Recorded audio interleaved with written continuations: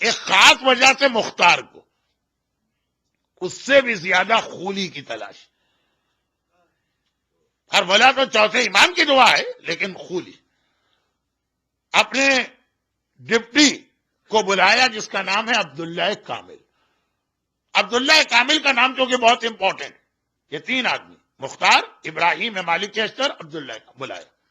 اور بلانے کے بعد کہا کہ تم روزانہ قاتلان امام کو گرفتار کر کے لا رہے، سب کو ایک طرف چھوڑ دو، کہیں سے کسی طرح سے خولی کو پکڑ کے لاؤ. اس نے کہا کہ حاکم کیا کروں، پتہ نہیں کہاں غائب ہو گیا، زمین اسے نکل گئی کہ آسمان میں چلا گیا. ہر طرف سے یہ کنفرم نیوز ہے کہ وہ کوفے سے بھاگا نہیں. مختار نے کوفے پہ قبضہ کرتے کوفے کو چاروں طرف سے ایسے بند کر دیا. ہر طرف سے یہ اطلاع ہے کہ وہ ہے کوفے میں، کہیں نکلا نہیں ہے کوفے سے، پتہ ہی نہیں چل رہا. ڈھونڈ ڈھونڈ کے تھک گئے، ڈھونڈ ڈھونڈ کے تھک گئے. کہ ایک مرتبہ ایک آدمی دوڑا آیا کہ عبداللہ کامل بالکل کنفرم نیوز ہے کہ وہ اپنے گھر ہی کے اندر. اب کوفے کے بعد میں اپنے گھر ہی کے اندر. مختار نے کہا عبداللہ جاؤ، اچھی طرح سے گھر ڈھونڈو اور آج تو اس کو نکال کر ہی لاؤ. عبداللہ کامل کے لیے خود بھی خولی ایک بہت بڑا مسئلہ تھا. اب اگر آپ حیران ہو کہ خولی اتنا بڑا کیوں ہے تو بس وہی آج کے مسائل. فوراً عبداللہ کامل فوج لے کے گیا، اچھی طرح سے گھر کو تلاش کیا. اب گھر جو تھا اس کا ایک تو فرسٹ فلور ہے اور ایک اس میں بیسمنٹ. اچھی طرح سے دیکھا. اچھا، خولی کی دو بیویاں تھیں، ایک کوفے کی رہنے والی محب اہل بیت اور ایک شام کی رہنے والی پوری پکی شامی ہر اعتبار سے. دونوں بیویاں. پہلے اچھی طرح تلاش کیا کہ نہیں عورتوں سے بات نہیں کرنا. ویسے ہی فوج اور پولیس کو دیکھ کے عورتیں پرانے زمانے کی ڈر جایا کرتی. لیکن جب دیکھا کہ کنفرم نیوز ہے کہ گھر میں اور ہمیں تو نہیں ملا، تو آخر مجبوری میں دونوں بیویوں کو بلایا. شام والی سے پوچھا کہ تمہارا شوہر کہاں؟ وہ تو 1 مہینے سے باہر گیا ہوا. اب پتا ہے عبداللہ کامل کوئی جھوٹ بول رہی. 1 مہینے کے اندر تو ہم نے بھی اس کو دیکھا جب مختار کو حکومت نہیں ملی، تو وہ 1 مہینے سے باہر گیا ہوا. یزیدیوں کے لیے جھوٹ بولنا کیا مسئلہ ہے؟ یہ تو حسینی ہیں جو مر جائیں گے مگر کبھی جھوٹ نہیں بولیں گے. یعنی ہونا یہی چاہیے. اچھا، اب یہاں پر بھی 2-4 مسئلے آتے ہیں. ہر قسم کا جھوٹ حرام ہے، چاہے انشورنس کا جھوٹا کلیم ہی کیوں نہ ہو. گاڑی کو اتنا صاحب کے اسکریچ پڑا، آپ نے اتنا بڑا بل بنا دیا. وہ لوگ بھی اتنے بے وقوف نہیں ہے، لیکن ہمارے لوگ بہرحال کچھ ذہین لوگ ہیں. تو خلاصہ یہ ہے کہ وہ اس میں شامی ہے تو بول دی. اچھا، کوفے والی دوسری بیوی سے کہا اچھا اس کو نہیں پتا، شاید تمہیں پتا. اس نے زبان سے تو یہی کہا، لیکن اشارت بیدہا الی بیت الخلا، اپنے ہاتھ سے اشارہ کیا کہ بیسمنٹ میں جو ایک واش روم یا ٹوائلٹ بنا ہوا، WC کا یہ، ٹوائلٹ کا یہ، واش روم کا یہ، ریسٹ روم کا یہ، پتہ نہیں کتنے لفظ استعمال ہوتے ہیں، مقصد سب کا ایک ہی، یہ وہاں چھپا ہوا. اب ذرا سا لوکیشن معلوم ہو گیا نا، پورا گھر نہیں، ایک خاص جگہ پہ وہاں گئے اور اب ڈھونڈ رہا ہے کہ یہاں کہاں. بہت دیر سے خولی بیٹھا ہوا تھا وہ واش روم کے اندر. اب وہ بہت ساری چیزیں تو ممبر پہ بیان کرنا بھی گھن آتی ہے، ضرورت بھی نہیں. وہ جو ایک ٹوکری رکھی رہتی تھی پہلے زمانے کے اندر جس میں بہت غلاظتیں جمع ہوتی تھی، یہ اس کے اندر چھپا بیٹھا اور سارے وہ غلاظت کے کپڑے اور ٹکڑے اور دوسری چیزیں. مگر آپ کو اکڑوں بٹھا دے کتنی دیر آپ بیٹھ سکتے ہیں؟ چلے مجھ جیسا آدمی جو بہت موٹا ہے وہ تو 2 منٹ میں ہی تھک جائے گا، لیکن جو نارمل آدمی بھی. اب وہ بیٹھے بیٹھے تھک گیا، ذرا ٹوکری ہلی. عبداللہ کامل کے کان کھڑے ہوئے کہ بند جگہ، یہاں ہوا بھی نہیں آ رہی. ٹوکری ہلی، ٹھوکر ماری، اس میں سے خولی باہر گرا. یہ کربلا میں کتنا ظالم تھا. لگ رہا تھا جیسے یہی خدا ہے. اور آج کتنا ذلیل ہوا کہ وہ قتل سے پہلے کس انداز سے وہ جا کے کہاں چھپ کے بیٹھا. وہ فوراً اسے گرفتار کیا گیا. خولی کی گرفتاری بھی علماء 1 گھنٹے میں پڑھتے ہیں، میں تو صرف 7 منٹ میں مصائب سمیت، یہ مصائب کا حصہ بھی. اسے گرفتار کر کے لے چلا تو وہ جو دوسری بیوی جس نے اس کا لوکیشن بتایا تھا، اس نے کہا کیا عبداللہ کامل اس کو کیوں لے کے جا رہے؟ کہا اس لیے اتنا بڑا دشمن ہے اہل بیت، کربلا میں انوالو، تو کہا اس کی اس بیوی کو بھی لے چل. اگر وجہ یہی ہے تو یہ جرم اس کا بھی. عبداللہ کامل نے کہا کہ یہ فیصلہ میں نہیں کر سکتا، تو تمہیں بھی چلنا ہوگا. کہا میں بھی تیار. یہ تینوں آدمیوں کو لے کے مختار کے دربار میں پہنچا. مختار حیران ہوا. عبداللہ کامل میں نے تم سے کہا تھا کہ جس گھر کے مجرم کو پکڑو گے عورتوں کے اوپر ہاتھ نہ ڈالنا. یہ عورتیں کیوں آ رہی؟ گھبرا کے کہا کہ آقا یہ اس مومنہ نے مدد کی اور اسی نے ایک ریکویسٹ کی تھی کہ اس دوسری کو بھی لے کر آئی. مختار نے کہا اچھا جاؤ پہلے خولی کو جیل میں ڈال دو، وہ تو ہم پورا کیس اس کا بعد میں سنیں گے، پہلے یہ دیکھیں کیا مسئلہ. اس کوفے والی مومنہ سے کہا تم نے اپنی سوکن کو یا سوت کو کیوں گرفتار کروایا؟ کہا کہ مولا، کہا کہ ہے مختار مولا کی محبت میں تو ان کے ایک ایک دشمن کو قتل کر رہا ہے، تو یہ بھی کم نہیں. سن، میں ایک دن اپنے پڑوس میں گئی ہوئی تھی، میرا شوہر کربلا گیا تھا خولی، کوئی خبر نہیں مل رہی تھی کہاں ہے کہاں نہیں. ابھی آپ کو تو ایک ایک منٹ کی رپورٹ ایس ایم ایس میں مل رہی ہوگی، چیٹنگ میں آپ کو پتا بھی ہوگا اس وقت کہاں ہے آپ کی، لیکن بیوی اور بیوی کو آپ کے بارے میں، لیکن گھر کچھ نہیں بت.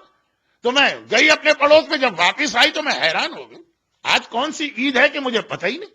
میں نے دیکھا میرا سارا گھر سجا ہوا، اچھے اچھے کھانے پکنے کی خوشبو آ رہی، اور ایک بار میری یہ سوکن سوت یہ اس طرح سے میرے سامنے آئی کہ پتہ چلا نہا کر دھو کر نئے کپڑے پہن کر زیورات پہن کے پورے جیسے بیوٹی پارلر سے تیار ہو کے آتی ہیں 16 سنگار کر کے ناچتی گاتی ڈانس کرتی ہوئی میرے سامنے آئی. میں نے کہا کہ بھائی آج کون سی عید ہے ہمیں تو پتہ ہی نہیں. کہ آج تو ایسی عید ہے کہ تمہارا کلیجہ ٹکڑے ٹکڑے ہو جائے گا.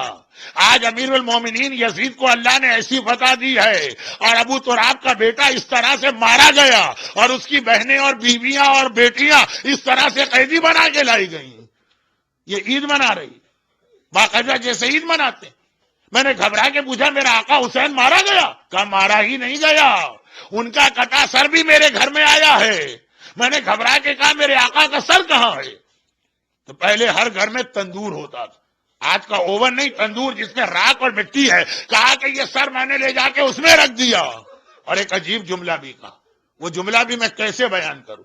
بہرحال اس کا کوئی تعلق اس بات سے ہے کہ تندور میں آگ ہوتی اور آخرت میں بھی کہیں پہ آگ ہوتی ہے. تو اس نے ایسا بدتمیزی والا اور اتنا توہین والا جملہ کہا، میں نے سر کو وہیں رکھا جہاں پہ وہ جائے گا ہمیشہ کے لیے. میں گھبرا کے میں دوڑی، میں نے تندور سے اپنے آقا کے سر کو اٹھایا، پورے سر میں راکھ ملی ہے، اپنے ہاتھوں سے صاف کرتی جاتی ہوں اور یہ ناچتی اور گاتی بھی ہر جملے میں آقا حسین کی توہین کرتی جاتی ہے. اتنی ٹونٹنگ کی اس نے آقا پر کہ جب پھر آقا کی ماں پہ پہنچنے لگی، عورت ہے نا عورتوں کی زبان، تو میں نے گھبرا کے کہا اللہ کوئی ایسا آدمی پیدا کرے جو تیری زبان کو کاٹ دے. پہلے میرے آقا کی توہین، اب ان کی ماں کی توہین. بھرے دربار کے اندر ایک کوہرام بپا ہو گیا، لوگ رونے لگے. آج آپ 1400 سال کے بعد مجھ جیسے طالب علم کے ٹوٹے پوٹے جملے دیکھ کے گریا کر رہے ہیں، وہاں تو واقعاً اسی وقت کا واقعہ ہے، ہر آدمی رو رہا. لیکن مختار نامے کے حوالے سے یہ بھی ایک بہت اہم جملہ. لیکن مختار نے غم کے اس ماحول میں بھی کہا ہم عدل اور انصاف کے سارے تقاضے پورے کریں گے. تم نے جو کچھ کہا، لیکن سیکنڈ جو دوسری پارٹی ہے اس کی بات بھی سننا. اور سوگنے اور سوت تو ویسے ہی ایک دوسرے کی مخالف ہے، ہو سکتا ہے تم نے بڑھا چلا کے کہا. وہ شامی عورت بھی کھڑی تھی، اس سے کہا کہ اس کے بارے میں کیا کہتی؟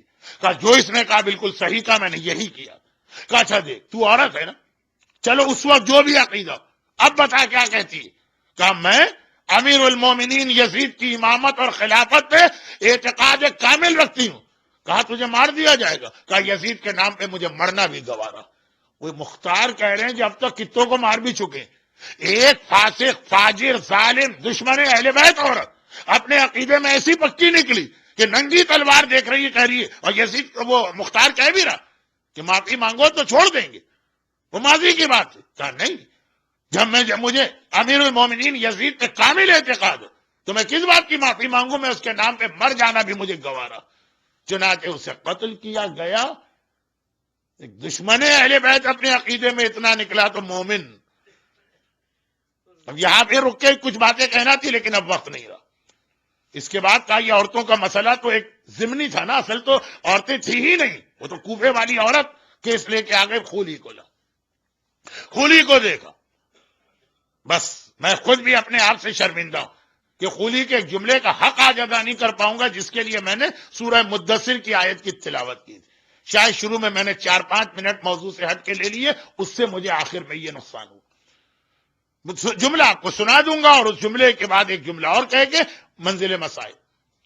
خولی کو لایا گیا، گرفتار، دربار مختار میں کھڑا ہے، جہاں اس سے پہلے اس کے کتنے ہی ساتھی لا کے مارے گئے۔ مختار نے کہا تو مسلمان ہے کہ کافر؟ کہا میں مسلمان ہوں۔ کہا یہ کیسا اسلام ہے کہ جس رسول کا کلمہ پڑھتا اسی کی اولاد کو شہید کرتا ہے، ان کو در بدر گھماتا ہے، ان کی بیٹیوں کو۔ خولی نے کہا حاکم سب یہی کر رہے تھے، میں نے کیا تو کیا عجب کیا، جو سب کر رہے تھے وہی میں نے کیا۔ یہ یزیدیت کی فکر سامنے آئی۔ یزیدیت اس بات کا نام جو سب کرے وہی تم کرو۔ آقا حسین جب مدینے سے چلے تھے، لوگوں نے کہا مولا کہاں جا رہے ہیں؟ تو یزید کا مقابلہ کرنا۔ مولا کوئی نہیں بول رہا، سب اس کو مان چکے، یہ خاموش ہے تو آپ کیوں بول رہے ہیں؟ کہا جب حق کی بات ہو جائے گی اکیلا بھی رہوں، ساری دنیا ایک طرف ہو جائے لیکن حسین حق کے اوپر جمع رہے گا۔ یہ حسینیت کہ جو سب کریں وہ تمہیں نہیں کرنا، تمہیں دیکھنا ہے حق کیا۔ وہ یزیدیت ہے جو سب کر رہے ہیں وہی تم بھی کرو۔ مولانا یہاں تو سبھی بے حجاب گھومتے ہیں، یہ یزیدیت بول رہی ہے، حسینیت نہیں بول رہی۔ مولانا یہاں تو سب یہی اپنے مثالیں دینا چاہتا تھا، 85 مثالیں۔ مولانا یہاں کا تو ماحول ہی یہی ہے، یہ یزیدیت بول رہی ہے، حسینیت نہیں۔ حسینیت کہتی ہے سب سے ہٹ کے یہ دیکھو اللہ تم سے کیا چاہتا ہے، اس کا نام ہے حسینیت۔ یزیدیت اس بات کا نام ہے سب لوگ کیا کر رہے ہیں۔ بس یہ پیغام والے 2 جملے تھے جو مجھ کو چھوڑنا پڑے، ایک ابراہیم مالک اشتر کا جملہ اور ایک خولی کا۔ پازیٹو اور نیگیٹو مل کے پیغام مکمل ہوتا ہے، ابراہیم جیسا مولائی، خولی جیسا دشمن اہل بیت، دونوں کے جملے ملائیے۔ لیکن اب آج نہیں، آج تو بس آخری بات خولی کی اتنی تلاش کیوں تھی؟ مختار نے کہا خولی اب بتا تو نے کربلا میں کیا کیا؟ چھوٹی موٹی باتیں چھوڑ دے جو تمہارے خیال میں چھوٹی موٹی، بڑے کارنامے جس پہ تو کوفے میں فخر کرتا۔ بس یہی مسائل۔ چنانچہ اگر آج بھی مسائل میں لائٹ بند کرنا ہے تو بس یہ منزل آ چکی، اور اگر آج موسم کی وجہ سے مناسب نہیں ہے تو بس یہی منزل مسائل۔ خولی بتا تو نے کیا کیا؟ ہرمولا کے 3 بھال کے 3 تیر تو آپ سنتے ہیں، خولی کے بھی یہ 3 جملے سنے، 3 وہ اور 3 یہ۔ اور خولی کا تیسرا جو جملہ ہے اسی میں ہرمولا کا تیسرا تیر بیان کروں۔ اتفاق دیکھیے کہ میری مجلس میں بھی 2 ہی تیروں کا ذکر ہے، اور مرثیے کے اندر بھی وقت کی کمی کی وجہ سے ہمارے مرثیے خان صاحب کو 2 ہی تیروں کے بیان پہ بیان مکمل روکنا پڑا۔ خولی تو نے کیا کیا؟ کہا کہ حاکم جب حسین مارے گئے تو ساری ہماری فوج کو ہمارے ساتھ نے کہا ٹوٹ پڑو اور جو لوٹ سکتے ہو تمہیں پوری اجازت ہے مال و اسباب کی۔ مجھے ذرا آنے میں دیر ہو گئی۔ اب لوٹ مار میں تو یہی ہوتا ہے جس کو جو موقع ملے گا سامان اٹھا کے چل دے گا، لوٹ مار میں کون کسی کا انتظار کرتا ہے؟ مجھے ذرا دیر ہو گئی، میں ذرا سی دیر سے پہنچا۔ اب جب پہنچا تو دیکھا جتنی قیمتی چیزیں سب لوٹ گئے، کچھ نہیں، اب کچھ نہیں بچا۔ صرف وہ چیزیں بچی تھی کہ یا تو خود یزیدیوں نے اس کو بہت غیر اہم سمجھا یا یزیدیوں نے اس کو ایسا قابل احترام سمجھا، کچھ نہیں بچا تھا، سب لٹ گیا۔ میں نے دیکھا کہ ایک ننھی سی بچی کے کان میں بہت ہلکے سے گوشوارے، حسین کی بچی کے کان میں کون سے ڈائمنڈ کے گوشوارے ہوں گے، بہت ہی سادہ اور ہلکے سے گوشوارے۔ کوئی جب اس کے قریب جاتا ہے گوشوارے چھننے کو تو بچی تڑپ کے کہتی ہے یہ میرے بابا نے عید میں تحفہ دیا تھا، بابا تو مارا گیا، بابا کا تحفہ مجھ سے نہ چھین۔ اور اتنے معمولی گوشوارے ہیں کہ وہ ظالم یزیدی بھی بچی کی فریاد سن کے آگے بڑھ جاتا۔ میں نے دیکھا، میں نے سوچا مجھے کچھ نہیں ملا تو میں اپنا یہ نقصان کیوں کروں۔ میں آگے بڑھا، میں نے اپنا ہاتھ بڑھایا، گوشوارے کو چھیننا چاہا، بچی نے گھبرا کے دونوں ہاتھوں سے اپنے کان چھپانا چاہے۔ یہ بابا کی نشانی ہے، یہ بابا کا عید کا تحفہ۔ میں نے دیکھا بچی کی وجہ سے دیر ہو رہی ہے، شاید کچھ اور سامان ہو، دیر ہو جائے گی، وہ بھی ہاتھ سے نکلے گا۔ میرے پاس اتنا وقت نہ تھا کہ میں گوشوارہ کھولتا۔ میں نے گوشوارے پہ ہاتھ ڈال کے اس طرح سے کھینچا کہ خالی گوشوارہ میرے ہاتھ میں نہیں آیا، بچی کے دونوں کان کٹ گئے، خون کا فوارہ جاری ہو۔ وہ گوشوارے جنہیں یزیدیوں نے بھی چھوڑ دیا تھا۔ اب میں آگے بڑھا اور کچھ بچا، دیکھا کہ ہاں سارا سامان لٹ گیا۔ ایک خیمے میں کوئی بیمار بخار کی شدت میں، اور وہ بستر پہ لیٹا. اتنا خیال یزیدیوں نے بھی کر لیا کہ ہر ایک کا بستر لوٹ لیا. یہ بیمار ہے, یہاں کوئی نہ گیا. میں نے سوچا بیمار ہوا کرے, میں نقصان کیوں کروں. میں تیزی سے آگے بڑھا اور اس طرح سے وہ بستر کھینچا کہ بیمار بستر پر سے اچھل کے زمین کربلا پہ منہ کے بل گرا. ہائے میرے امام وقت, امام زمانہ, سجاد کے بستر کو چھیننے والا. مگر تیسرا اور آخری جملہ سنیے. میں ایک مرتبہ خلی کہتا کہ اب میں باہر آیا, اب تو واقعاً کچھ نہیں, اب تو واقعاً کچھ نہیں ہے. مگر نہیں, میری نگاہ پڑی, میں نے دیکھا ساری بیویوں کی چادریں چھن گئی ہیں, مگر ایک بیوی زینب کبریٰ ہے جس کی چادر پہ کسی نے ہاتھ نہیں ڈالا. یزیدی بھی جانتے تھے حسین کون ہے, یزیدی بھی جانتے تھے زینب کون ہے. چنانچہ ہرملہ کے واقعے کا ایک جملہ ہے. ہرملہ کہتا ہے تیسرا تیر میں نے اس وقت چلایا جب عمر سعد میرے قریب آیا, کہا کہ اے ہرملہ, حسین کے سارے بدن کو ہم نے تیروں سے چھلنی کر دیا, وہ ذوالجناح پہ ڈگمگا رہے ہیں, مگر اللہ رے شیر خدا کا بیٹا ذوالجناح سے گر نہیں رہا. جب تک کہ حسین گریں گے نہیں, میرا کوئی سپاہی حسین کے قریب نہیں جائے گا. حسین سے ڈر سب رہے ہیں, حسین کی ہیبت ہر ایک کے دل میں ہے, کسی طرح حسین کو ذوالجناح سے گرا دے. میں نے تیسرا تیر ایسا چلایا, حسین کی پیشانی کو توڑ کے یہ تیر حسین کے سر اقدس میں داخل ہوا. حسین ایک بار ذوالجناح سے زمین کربلا پہ گرے. یہی منظر خولی بتا رہا کہ میں نے دیکھا میرے ساتھیوں نے ہر ایک کی چادر چھین لی, مگر شیر خدا کی بیٹی زینب کی ایسی ہیبت ہے کہ زینب کی چادر پہ کوئی یزیدی بھی ہاتھ ڈالنے کی ہمت نہیں کر رہا. میں نے سوچا میں اپنا نقصان کیوں کروں. میں قریب گیا, میں نے چادر زینب پہ ہاتھ ڈالا اور زینب نے دونوں ہاتھوں سے اپنی چادر کو روکا.